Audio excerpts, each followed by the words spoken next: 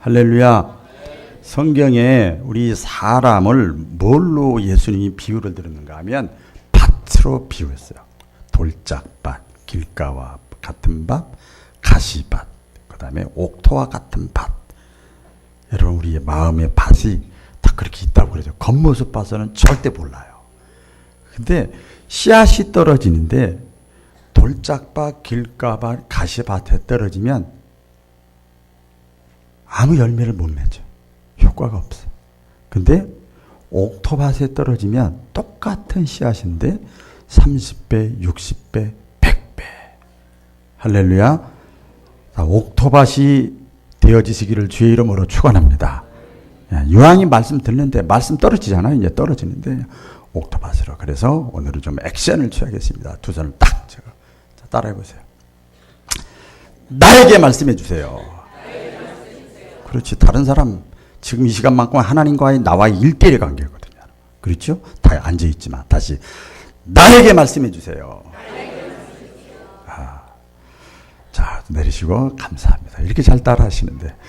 자, 그리고 또 한 번 입으로 따라해 보겠습니다. 주여, 말씀해 주세요. 내가 듣겠습니다. 전 쉽게 얘기했어요. 주의 종이 듣겠나이다. 그러면 거부 감정일까봐. 주여, 다시 한번 주여, 말씀해 주세요. 내가 듣겠습니다. 할렐루야. 그런 마음으로 한 30분 동안 말씀을 쫙 받아서 30배, 60배, 100배 맺으시기를 주의 이름으로 축복합니다. 지금 예수님이 이 땅에 오시기 전 4주 전부터 대림절, 대강절이라 그렇게 얘기를 해요. 지난주부터 시작, 오늘 두 번째 주입니다. 그래서 예수님이 오시잖아요. 강림하시잖아요. 그래서 대림절, 대강절이라 그래요. 그래서 그때 성탄, 사실 기독교는 교회 믿는 게 아니거든요. 그렇죠? 제도를 믿는 것도 아니고 예수 믿는 거예요. 그러니까 오실 예수님이 어떤 분인가, 또 어떻게 해야 그분을 만날 수 있는가, 그분을 경험할 수 있는가, 그것을 알기 위해서 이 자리에 나온 거거든요. 할렐루야. 그래서 마음에 활짝 여시고 한 사람도 빠짐없이 은혜 받을 수 있기를 바랍니다. 유명한 철학자 킬케골이라는 사람이 유명한 얘기를 했습니다. 절망은 죽음에 이르는 병 걸린 사람이다. 그러니까 희망이 없는 사람, 아내에게, 남편에게, 자녀에게, 내 인생에, 가정에, 직장에, 사업에 기대감이 없어. 그럼 살아있지만 죽은 거예요. 죽음에 이르는 병이에요. 죽음에 이르는 병. 그래서 절망의 반대는 희망이에요. 희망. 그렇죠? 희망. 이걸 우리가 다른 말로 하면 너무 추상적인 용어죠. 기다림. 기다림. 따라해보세요. 기다림. 예. 기다리는 거, 기다린다는 거, 이것은요, 우리 인생을 살면서 많이 느끼잖아요. 기다린다는 것은 그 어떤 것보다도 강력한 에너지가 있어요. 기다린다. 보고 싶은 사람, 만나고 싶은 사람. 그렇죠? 기다림이 있으면 아주 강한 힘이 나오고요. 인내력도 생기고요. 어떤 풍파가 있어도 그 자리를 지키고요. 그래서 아름다운 거예요. 기다림은 아름다운 거예요. 아름다운 거. 가치 있는 겁니다. 그래서 인생이 뭐냐 가만히 생각을 해보니까 기다림의 연속이에요. 기다리고 만났어. 그다음 또 기다려. 또 만났어. 또 기다려. 또 기다려. 만나. 기다림의 연속. 더 좋은 날을 기다리고 더 성공적인 날을 기다리고 더 행복한 날을 기다리는 거예요. 기다리는 거. 반대로 한번 볼까요? 반대로 보면 기다리는데 어떤 사람은 더 나쁜 날을 기다리고 더 어떤 실패할 날을 기다리고 더 불행한 날을 기다리고 있는 사람은 성경 표현을 그렇게 지으려면 모르겠어요. 살아있으나 죽은 자로다. 아무런 희망이 없는 거예요. 얼굴 맞대고 그냥 사는 거야. 그냥 기다림이 없고 그냥 사는 거예요. 살아있다. 하지만 실상은 죽은 자로다. 그래서 죽지 못해 산다. 자살할 용기가 없어서 산다. 이런 사람들이 진짜 많아요. 평신도들도 일반 교회 다니는 사람도 안 다니는 사람도 참 제가 지난주에 기도원 다녔는데 거기서도 보니까 진짜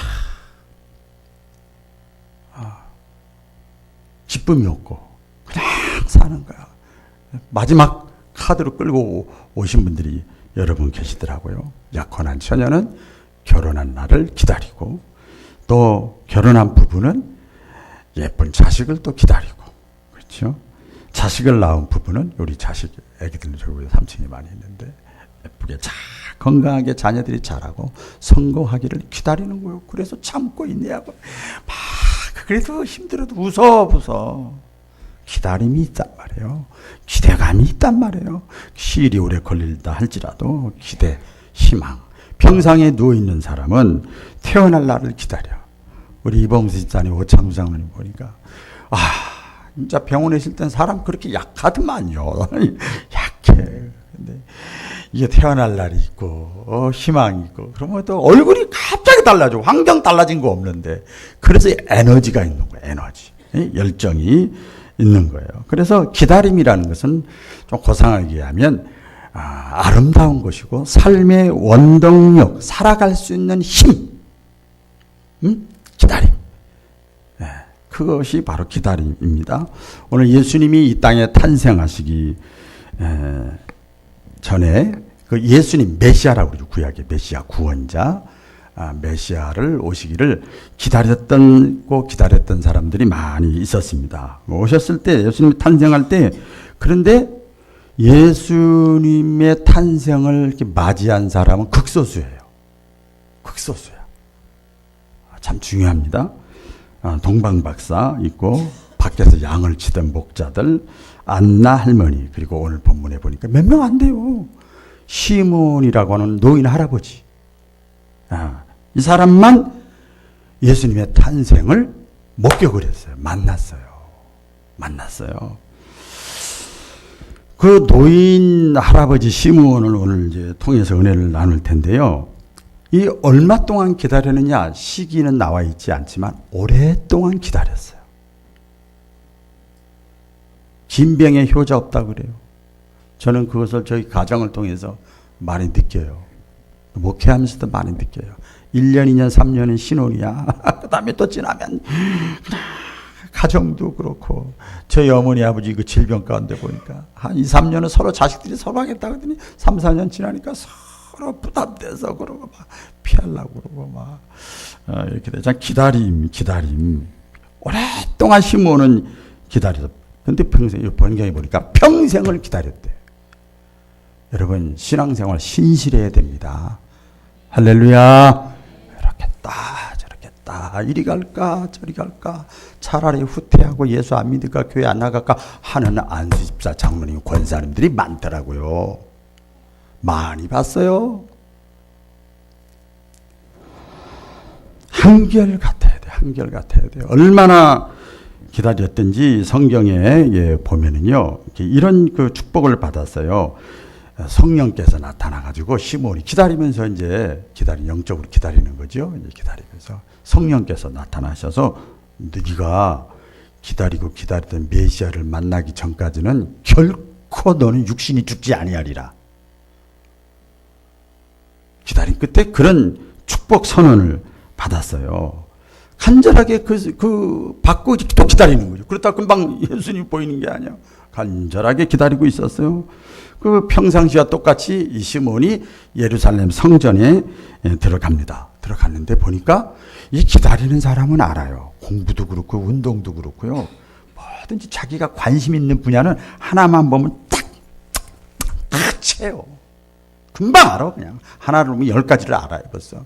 영적으로 알지요. 예루살렘 성전에 들어가는데 마리아와 요셉, 성경에 표현되면 요셉이 아기 금방 낳은 아기를 안고 성전에 들어오는 것을 봤는데 다른 사람들은 젊은 엄마 아빠 아기인가 보다 그러는데 시몬은 그게 보인 거야. 메시아로 딱 확신이 온 거예요. 보이는 거예요. 여러분 노하우라고 그러죠. 노하우 인생에. 보이는 사람한테 못 당하는 거예요. 안 보이는 사람은 맨날 이용만 당하는 거예요. 보여. 그래서 그 아기를 나에게 주시오. 잠깐. 그래서 시몬이 아기를 안고 하나님을 찬양하고 구세주, 구원의 이 미리 예언됐던 이 예수님이 오셨군요. 그러고 하나님을 찬양하고 기도했던 내용이 오늘 본문의 내용입니다. 여러분, 그러니까 교회 다니면서, 아니, 신앙생활을 하면서 예수님을 만나지 못하면, 여기 오면 저도 보고, 권사님, 집사님 다 보죠. 그거 말고요. 예배 자리에 나왔잖아요. 교회 다니잖아요. 직분도 받았잖아요. 그런데 예수님을 만나지 못하면, 제 경험이에요. 저도 그런 경험이 있었으니까, 답답하고, 재미가 없어요. 재미로 다니는 건 아니지만, 기쁨이 없고, 힘이 안 나고, 그래요. 그래서 성경에는 분명히 하나님을 볼 것이요 했어, 성경. 그렇죠? 하나님을 본대. 입맛도 보는 거예요. 눈으로만 보는 게 아니에요. 입맛 본다고 그러잖아요. 음식의 맛을. 하나님을 볼 것이요 했는데 하나님을 느끼지 못하면 얼마나 답답하겠어요. 답답하죠. 하나님을 만나라고 했는데 하나님을 만나지 못하면 답답하고, 천국을 경험하라. 천국을 경험하라고 했는데 내가 교회 다니고 신앙생활 하면서도 천국을 경험하지 못하면 얼마나 답답하겠냐고. 그렇죠? 또 예수님이 그랬어요. 천국, 하나님의 나라는 여기 있는 것도 아니고 저기 있는 거. 이 얘기는 원뜻에 보면 돈, 자식, 물건, 명예, 거기에 하나님의 나라가 있는 게 아니요. 조금 지나면 사거라들어. 아무것도 아니요. 헛된 것이요. 하나님의 나라는 너희 마음 안에 있느니라. 할렐루야. 하나님의 나라는 너희 마음 안에 있다 그랬는데 이걸 느끼지 못하면, 이걸 느끼질 못하는 거예요. 그러면 얼마나 답답하겠어요. 저는 하나님은 아니지만 목회자로 기도하는 사람을 이렇게 보면서 그렇게 답답한 분들이 많이 계시면 저도 답답해. 근데 그 답답한 가운데도 교회 나오면 또 그렇게 사랑스러워. 할렐루야. 사랑스러워요. 여러분, 신앙은, 은혜는, 어떤 깨달음은, 어떤 기적은, 축복은, 회복은, 능력은 어디서부터 시작되느냐? 만남부터 시작되는 거예요. 어제 잠깐 밤에 보니까 그 연예인하고 일반인하고 그 연애 2개월 하고 다시 그 다음 새길 건가 안 새길 건가 하는데 어떤 남자하고 여자하고 있는데 이름 몰라요. 근데 그 일반 일반 여자가 그래요. 내 친구들이 올 건데 남자는 연예인이요. 뭐라고 소개해야 돼? 결정적인 얘기야, 이제. 그때 한참 고민하더니 남자친구라고 소개해. 그랬더니 이 여자애가 그러더라고요. 그러면 우리가 그동안 2달 이상 만났는데 오늘이 1일이네? 그러더라고요. 우리 젊은 사람 무슨 말인지 알죠? 여지껏 썸 타다가 적당히 이렇게 탐색만 하다가 오늘이 1일이네? 오늘부터 진짜 남자친구를 만나는 거예요. 여러분, 교회를 다니고 신앙생활해도 주님을 만난 때부터 출발이고 거듭남이고 시작이에요. 할렐루야. 아무리 교회를 오래 다녔고 아무리 내가 신앙의 연조가 있어도 만남부터 시작되는 거예요. 만남. 자, 그러면 제가 이제 그렇게 표현을 하고 싶어요. 부정적인 얘기지만 그냥 나에게 주시는 말씀으로 들으셔야 돼. 제가 대중 앞에 말씀을 전하지만 여러분 각자 주시는 말씀이야. 교회 다니면서도 예수님을 만나지 못하고 성령님을 느끼지 못하고 하나님의 나라를 경험하지 못하면 안고 없는 찐빵, 속빈 강정, 모래 위에다 집 짓는 사람. 사도 바울은 뭐라고 그러는지 아세요? 교회 안 다니면 몰라도 교회 다니고 헌금까지 내면서 봉사까지 하면서 예수님을 만나는 경험이 지금 없으면 이 세상에서 그 사람이 가장 불행한 사람이래. 우리 옆 사람과 인사 나눌까요? 한번. 오늘 이 시간 꼭 예수님 만납시다. 다시 한번 이쪽 쳐다보고 예수님 만납시다. 자, 그러면 어떻게 예수님을 만날 수 있는가 오늘 시므온을 통해서 볼 텐데요. 그 조건이 있어요. 네, 조건이 있습니다. 왜 안 들어가요? 넘겨주세요. 네. 어떻게 해야 예수님을 만나는가, 경험하는가, 천국을 경험하는가, 방법, 조건이라고 할까요? 그렇게 있어요. 그게 뭔가 하면 삶의 중심축이 제대로 딱 잡혀 있어야 돼요. 할렐루야. 삶의 중심축. 저는 이 축이라는 것을 보면 오뚜기 있잖아, 오뚜기. 그냥 내 던져도 발길로 차도 야구 방망으로 때려도 뒤집어지고 자빠지고 막 꼬꾸라지고 이러다가 다시 자기 자리 딱 잡아. 자기 자리 위치로 와요. 우리 저울 추도 막 그냥 마음대로 이렇게 마음대로 돌아다가 가만히 있으면 추가 무거우니까 다시 제자리로 딱 잡아. 삶의 중심축이 제대로 잡혀 있어야 돼요. 오늘 성경에 보니까 25절 상반절에 보면 시므온이 어땠다고 그랬어요? 시므온은 예루살렘에 시므온이라는 사람이 있으니, 같이 해보겠습니다. 예루살렘에 시므온이 있으니, 시므온이 있어요. 예루살렘은 오늘날로 말하면 성전이에요. 그때 성전이 하나밖에 없었어요. 성전에 있었어요. 그러니까 시므온은 성전 중심으로 인생을 살았어요. 할렐루야.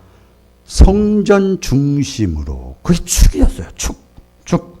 교회 중심의 삶. 교회 중심의 삶. 삶의 중심축이 교회였다. 자, 오늘날은 교회가 많아서 뭐 예루살렘에 하나만 있는 게 아니잖아요. 그럼 뭔 뜻일까요? 예수님이요. 교회는 주님의 몸이에요. 할렐루야. 교회는 주님의 건물이 교회가 아니라니까요. 하나님의 성령이 영이 너희 안에 들어오면 너희가 성전이다 그랬단 말이에요. 그러니까 내 속에 자식 있는 사람은 자식이 주인이잖아. 내 속에 물질 있는 사람은 그게 주인이잖아. 내 속에 명예가 있는 사람은 그게 주인이잖아요. 내 속에 쾌락이 있으면 그게 주인이잖아. 매사 거기만 생각하잖아. 내 속에 삶의 중심축이 예수님이야. 예수님. 할렐루야. 삶의 중심축이 예수님이에요. 예수님. 예? 그래서 이 성탄 예수님의 오심을 앞에 두고 우리들의 신앙의 모습이 어떤가? 내 삶의 중심축이 예수님인가? 물론 그렇다고 해서 일하지 말아라, 직장 가지 말아라, 인생 계획하지 마. 그거 아니야. 그거 다 해요. 해야지. 하면서 중심축이 예수님이 돼야 돼. 속지 마라. 세상 허영에 마음 뺏기지 마라. 삶의 중심축이 예수님이 돼야 됩니다. 그렇지 않으면 우리가 주님을 만나지 못해요. 만나지 못해요. 우리 수요일 날 생명나무 학교를 배우는데 선악과만 따먹고 있는 거야. 열심히 일로 갈까 저리 갈까 요거에 도움을 받을까 저리 갈까 이렇게 그거 해야지. 하지 말라는 거 아니야. 그거 하면서 결론은 다시 생명나무한테 돌아와야 돼. 생명나무 열매를 딱 따먹어야 돼. 할렐루야. 사람이니까 실망하고 낙심하고 불평하고 원망할 수 있지요. 그래도 다시 주님 앞에 돌아와야 돼. 시므온이라고 그래서 뭐 그렇게 했어요. 성전에 올 때마다 삶의 중심축이 주님이고 성전이었어요. 그런 사람을 만나주시는 거예요. 깨닫기를 축원합니다. 두 번째 또 보세요. 넘겨주세요. 삶의 모습. 자, 이제 삶이에요. 우리의 삶의 모습이 정직하고 경건해야 됩니다. 같이 해보겠습니다. 정직하고 경건하자. 자, 25절 그 중반절에 보면 이 시므온에 대해서 뭐라고 그랬는가 하면 이 사람은 의롭고 경건한 사람이라 그랬어요. 간단해요. 의롭고 경건한 사람이라. 의롭다고 하는 게 뭔가 봤더니 행위가 깨끗한 게 아니고 정직한 사람이래요. 정직한 사람. 여기에 가슴 찔리지 않는 사람 하나도 없죠? 정직한 사람. 시므온은 정직한 사람. 그 다음에 경건한 사람의 경건한. 경건이라는 게 뭐예요? 우리가 생각할 때 저도 옛날에 그랬어요. 야, 경건 생활하십시오. 우리 남자 집사님들, 우리 여자 집사님들, 우리 성도님들 경건 생활하십시오. 그러면 아우 부담돼. 아우 그거는 권사님이나 목사님이나 하시지. 나 같은 사람은 교회 일주일에 한 번 나가기도 힘든데. 그러면 죄송한데 저도 남자잖아요. 다람쥐 쳇바퀴 돌아. 발전이 없어. 신앙에 성장이 없어요. 경건이라는 거 성경에 보면 뭘로 경건해지느냐? 말씀과 기도로 경건해짐이라. 할렐루야. 그 말씀이 뭐예요? 성경이에요. 성경이 캐논이라니까요. 잣대 기준이라니까요. 사람이 있었지만 하나님의 말씀이에요. 말씀 양식이에요. 양식. 잘 먹어야 돼. 잘 먹어야 돼. 그래야 힘이 있죠. 잘 먹어야 돼요. 잘 먹어야 돼. 말씀과 기도요. 기도. 여러분 신앙생활 가운데 기도가 없는 것은 아무 사실은 어떤 면에서 보면 오해 없이 들으세요. 헛수고하는 거예요. 저도 목회 계획 세우면서 한 주가 왜 기도원 같겠어요?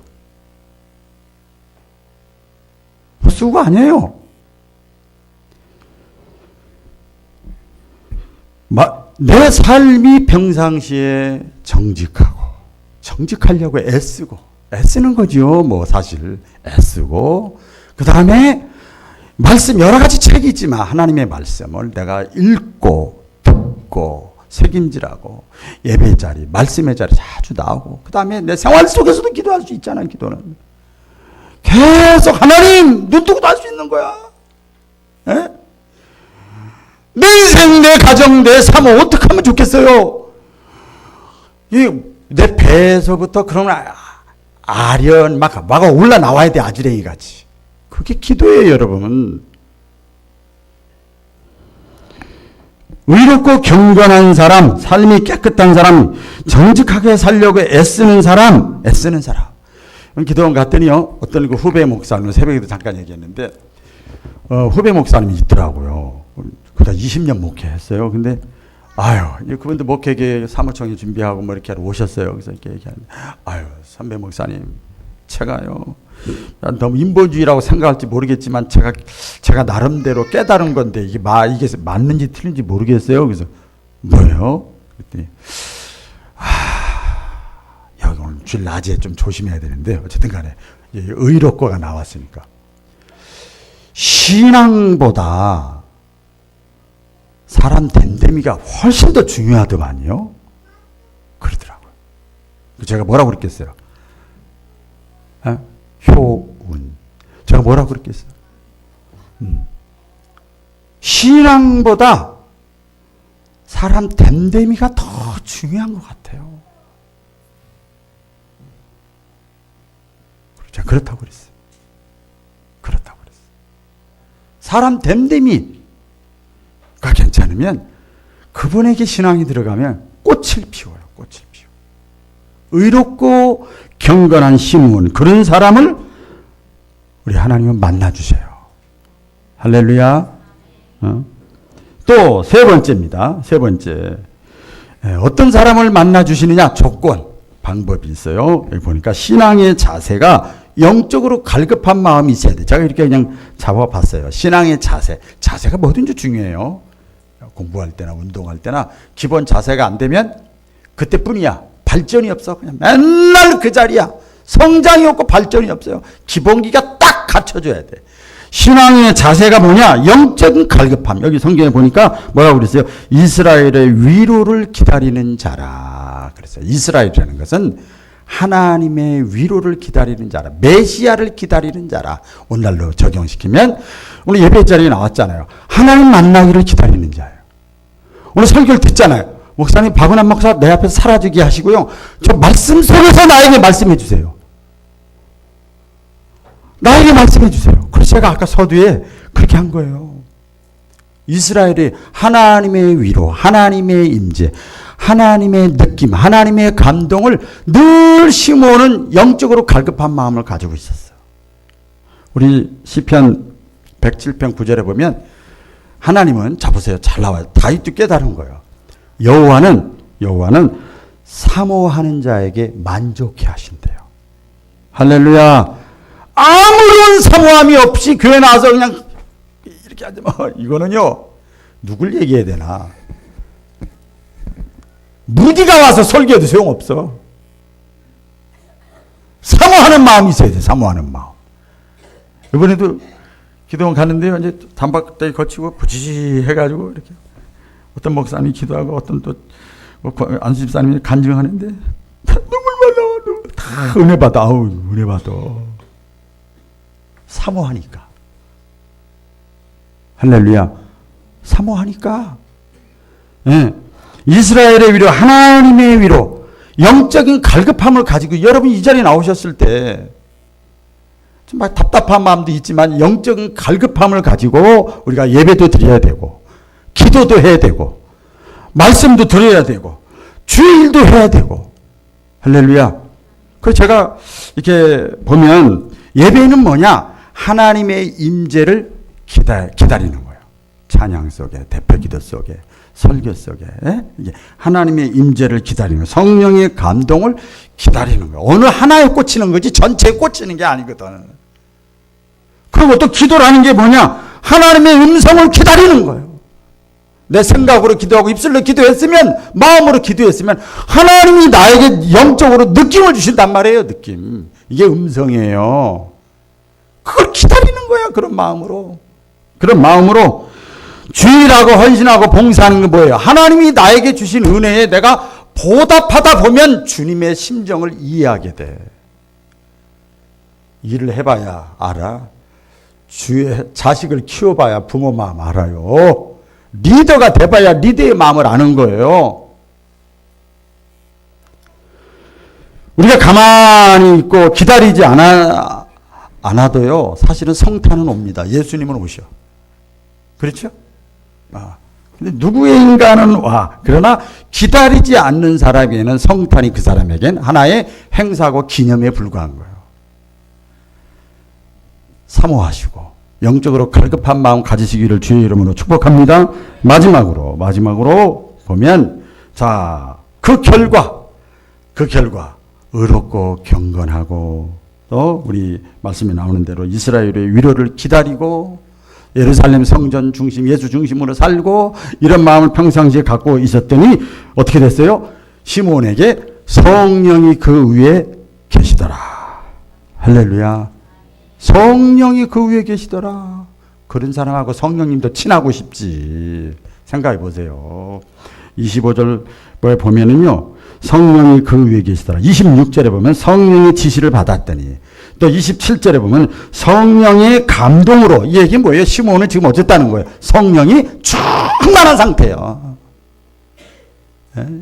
성령 충만한 상태에 있었어요. 성령이 그 위에 계시더라 하는 것은 예수님을 만나는 축복을 지금 시몬이 받은 거예요.